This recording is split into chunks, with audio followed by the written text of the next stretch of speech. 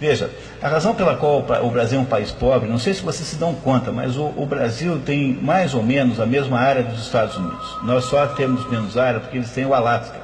Então, pegamos continente versus continente, temos a mesma área. Eles têm mais população, nós temos 180 milhões mais ou menos, eles devem ter uns 270 por aí. Eles são um pouco mais velhos, a Independência Americana é de 1736, a nossa é de 1822. Ambos somos países de imigrantes, basicamente, ambos tiveram escravidão. No entanto, o PIB americano é 20 vezes maior do que o PIB brasileiro. Como é que pode um país como o Brasil ter cada brasileiro valer alguma coisa próximo de 10%, entre 5% e 10% de cada americano, economicamente falando? Pois não é por excesso de capitalismo, garanto, porque se tem alguma coisa que aqui nunca existiu de verdade, foi capitalismo sob nenhuma forma plena. Então não foi por excesso de capitalismo. Se não foi por excesso de capitalismo, foi certamente por falta dele. Tanto é que no Brasil, o lugar que tem mais capitalismo, que é São Paulo, é um lugar mais rico que aquele que tem menos, que é o Piauí.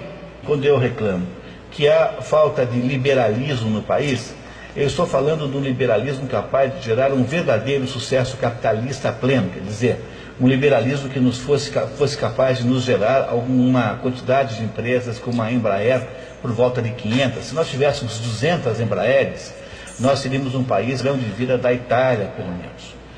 Qualquer pessoa que dê certo economicamente é vista com ressalvas e com desconfiança. Nós somos o único país mais ou menos organizado que tem uma delegacia do consumidor, quer dizer, para nós, para a mentalidade média do brasileiro, a atividade econômica é uma atividade semidelinquente, assim.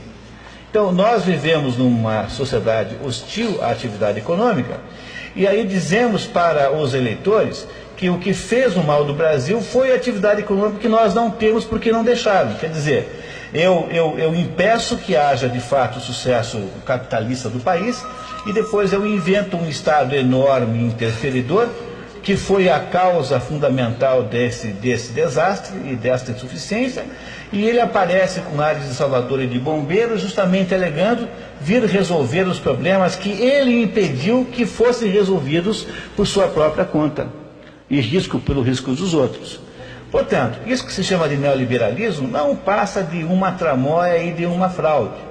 Ele é uma invenção da esquerda que gostaria de dizer, que gostaria de inventar um modo de sair da atividade econômica e passar a ser meramente tributarista. É sempre assim, a única coisa lícita é a atividade partidária. Então, veja só a situação concreta em que está o Brasil hoje. Num país em que quase 40% do PIB é do governo, pertence ao Estado, é um país em que o maior contratador, o maior gastador de dinheiro é o Estado. Imagine então o que é este volume de dinheiro na mão do Estado. O Estado, pelos seus meios coercitivos, por exemplo, por um sistema de exigência de certidões negativas. Então, o Estado cria a maior de todas as cargas tributárias do mundo, aí em termos de nível de juros. Aí o Estado submete as pessoas que não conseguem pagá-la a uma espécie de limbo econômico, ou seja, proíbe-as de concorrerem e de usufruírem das encomendas públicas. Justamente no momento em que a única encomenda que existe é a encomenda pública. Quer dizer, tem alguma coisa mais socialista do que isso? O que nós estamos conseguindo fazer, na verdade, é a implantação do socialismo de verdade por meio da transformação dos empresários em porquinhos que você vai comer assados no Natal. E isso com a concordância absolutamente alegre, inacreditavelmente pacífica dos próprios. Para você garantir mesmo que ninguém sai fora da linha, você continuará obrigando os empresários a fazer papel de palhaço e ficarem por aí fazendo programas socialmente responsáveis, empresas cidadãs, porque aí já estamos aí no nível da humilhação. Quer dizer, você não só submete as empresas a toda espécie de restrição regulamentar. Os impostos são impagáveis, não porque as pessoas não queiram, porque é impossível saber quanto é que tem que pagar. E em segunda, você coloca uma máquina de corrupção enorme para fiscalizá-los. Terceiro, você dá poderes excepcionalíssimos para burocratas de órgãos ambientais com o poder de obstaculizar tudo. E depois você o submete a uma taxa de impostos gigantesca. E então, para mostrar quanto eles são palhaços mesmo, você os obriga a fazerem esses teatrinhos de responsabilidade social, que é mais ou menos como você obrigá-los a uma pena alternativa.